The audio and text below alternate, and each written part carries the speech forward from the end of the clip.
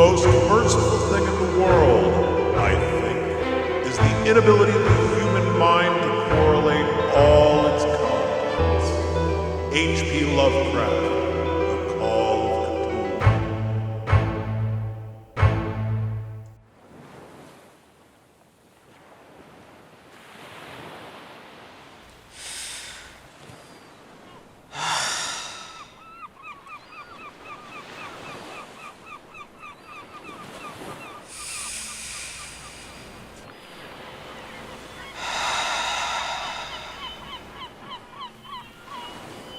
I'm just off the north side of the point, where that historic district meets Salem Harbor.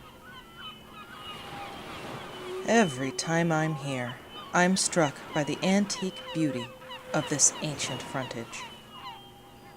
I may sound like some sightseeing tourist with that sort of sentimental kitsch, but I am a true native.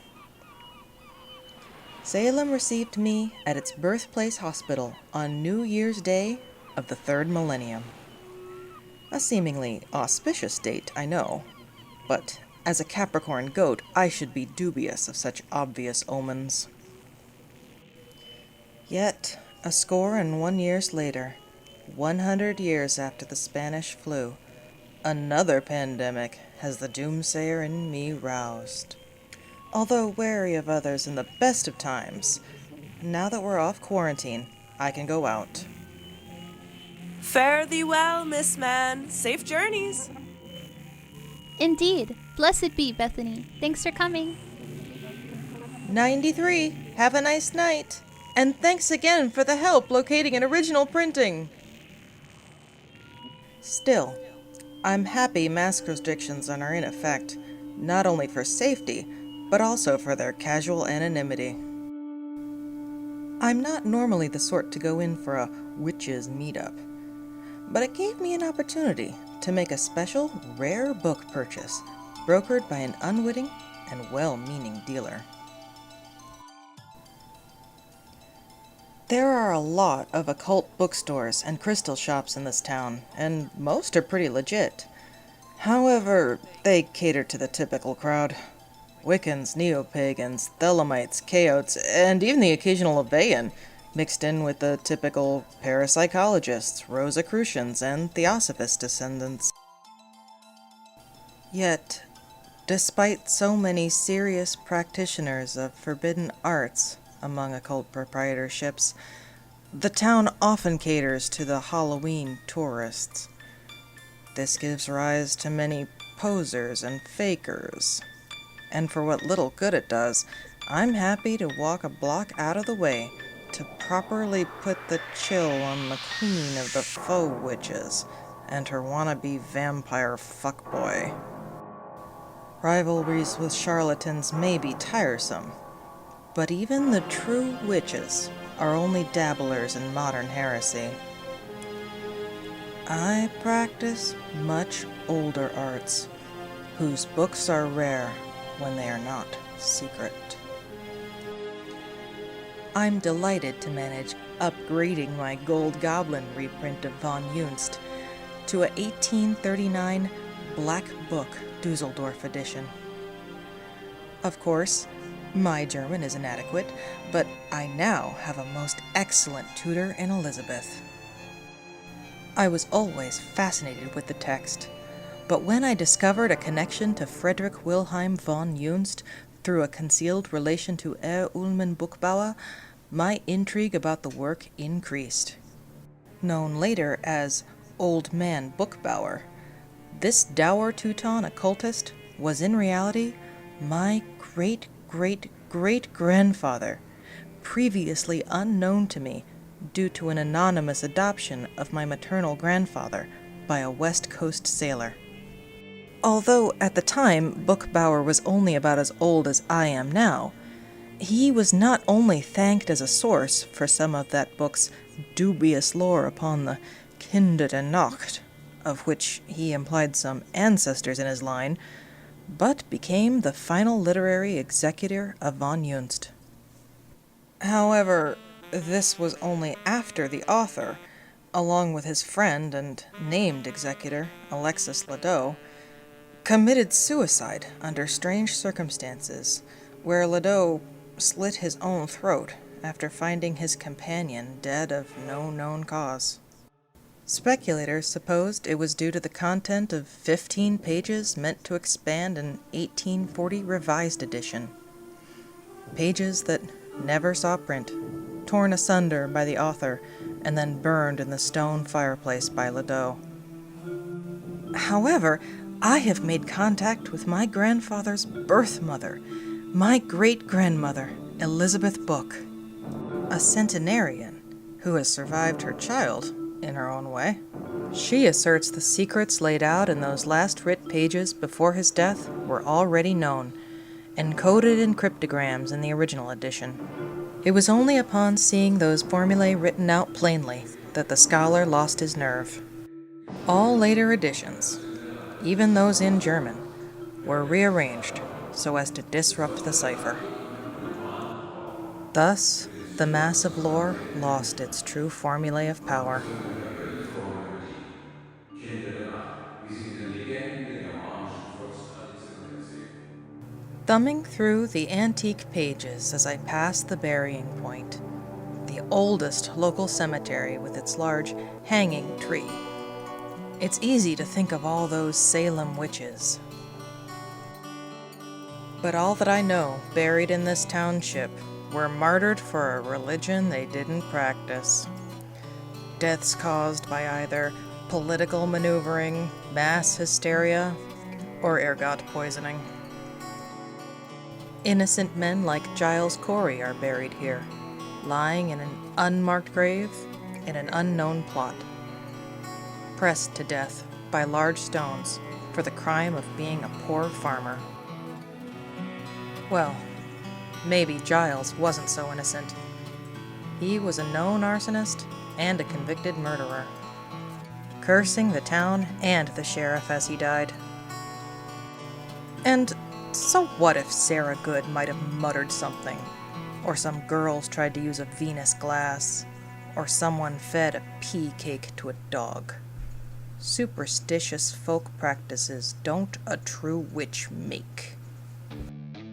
But either way, it's like LaVey said, real witches always know when to get out. If any of those Salemites actually practiced true dark arts, it is likely that hoarded mass of black sheep from the fine families of Garrison, Carter, Bishop, Manton, Gardner, West, and Pierce. This handful of decadents and outsiders migrated en masse to found a river-guarded sanctuary, the witch-haunted township of Arkham. When people started burning their copies of the von unersprechlichen Kulten, or on unnamable cults, as it began to be called, Old Man Bookbauer could read the writing on the wall. So, he took the tidy sum he acquired, selling the license rights of what would become the badly translated 1845 Bridewell edition, printed in London, and retired from Dusseldorf to the quaint border town of Scheibenhardt. By 1855, the 40-ish Bookbauer decided to start a family, marrying a hard-faced Hungarian woman at least 10 years his junior, named Brigitta. The couple kept to themselves in the small town, although the old man traveled in connection to his work, publishing rare German texts in other countries. Although many thought the couple to be infertile, she was over 40 and he nearly 60 when their son and my great-great-grandfather Berthold was born. An early photograph captures the start of this family and was featured in Mary Dunlap's 1969 Modern Witches of Old Europe. Of course, the happy family did not last, as his wife met a grisly end in 1893 at the jaws of a wolf. This didn't stop old Bookbauer, though, for within the year he took his son on a trip to Paris. There, he courted and married an American student named Miriam Marsh, who was only 16 at the time, despite his being nearly 80. As shocked as the locals were on his return in the illumination of these indiscretions, they were more shocked by how quickly the two consummated the marriage, for in 1894 the odd coupling produced a daughter named Tilligard. 3 years later, in 1897, Ullman Buchbauer died under mysterious circumstances, survived by his second wife and 2 children. No angry mob, hangman, or obvious vendetta, just mysteriously found dead. May all such occultists be so lucky. Then again, perhaps that is worse, since it likely denotes a manifest of unseen things, able and ready to do violence. Likely unbound and unwilling to heed the necromancer's command. Call me macabre, or blame the atmosphere of one of the most haunted towns in America, but it is perhaps for thoughts of these unseen horrors that I'm oft willing to go a few blocks south off my path to visit the various cemeteries. I do my best to know who is there and how they died. It helps me feel connected to the past. Knowing stuff like how Giles was pressed here at Broad Street when it was just a field, so he haunts here instead of the burying point. It gives a sense of control, for should a ghost be conjured before me, I want to know who it is. I would hate to be caught off guard. Or maybe I just like the mood cemeteries strike. I've always been obsessed with the antiquarian pursuits of history, genealogy, and architecture. Then again, I might just be a goth, lurking near a graveyard under a gibbous moon. I would hope that it goes deeper than a style tribe of my preferred music and fashion. I've given too much blood for that to be the case. It can't just be posturing, but I'm sure that's what they all say. If I really had to say why I trek all over when I should be home, it is not nearly far enough past my curfew. Trying to control me, to cover for her own flaws. Trying to hide that she's still mourning and still taking it out on me.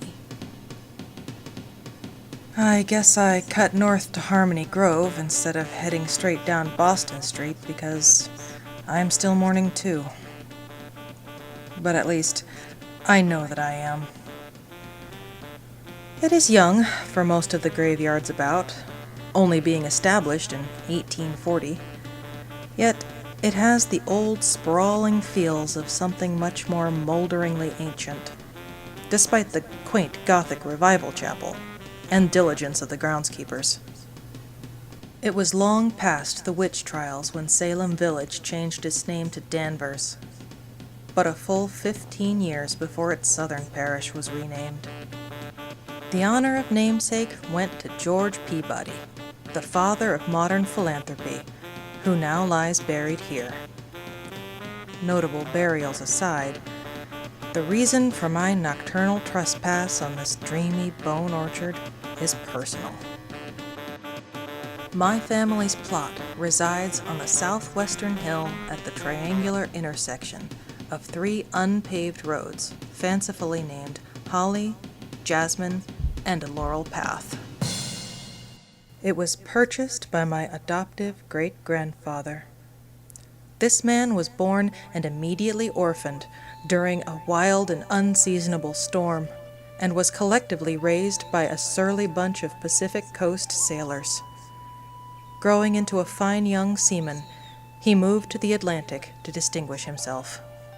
His meager pay left him with not enough to purchase a permanent home, and so lived out of his duffel bag. Yet, on the advice of one of his captains, he purchased a more final residence. Out of something of an optimistic desire for a greater family, despite his known early comments to the contrary, he purchased a whole group plot, sizable enough for 3 to 5 generations subsequent to him. However, he returned to the West Coast with my grandfather under his arm, left in a basket on his doorstep. There, my great-grandfather met his eventual wife and settled down in the town of Sweet Haven on the northern coast of Washington State. That is where his primary memorial lies, on a private family plot where he built his cabin, although a small plaque is placed here in his and his wife's honor. But his body lies nowhere, for when the time came, he requested he be cremated with his ashes spread over the 7 seas. Instead, it is the more recently deceased of my near ancestors who lie here, concealed under sod and soil. All wear the very earth itself as a sprawling death mask. I find the mystery of such masks appealing, but as much as I like the concealment, the night air is cool and fresh, and I'd like to breathe it in as I hike up the slope. This is my preferred company, and they are all 6 feet under, a safe social distance away. The living are so irritating, always wanting to talk and never wanting to think. And there is something about me in particular that people seem to flock to. They find me easy to tell things, but they don't understand that I'm not like that. I'm an outsider, and I like it, but they always want to be friends. I'm not that friendly. I like being alone, mostly. Maybe it's because I'm pretty. People are always saying that, and I'm happy to take advantage when in the mood. But I don't really think that that's it. I think it's something about my face. People say I just have one of those sorts of faces that you sort of recognize. The sort that gets strangers to suspect they know you, or you might be someone famous.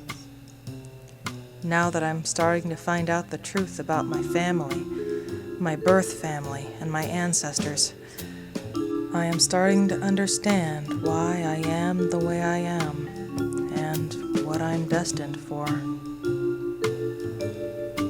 Something my mother couldn't understand, even if she wanted to. Why did it have to be her I was left with? But either way, here I am.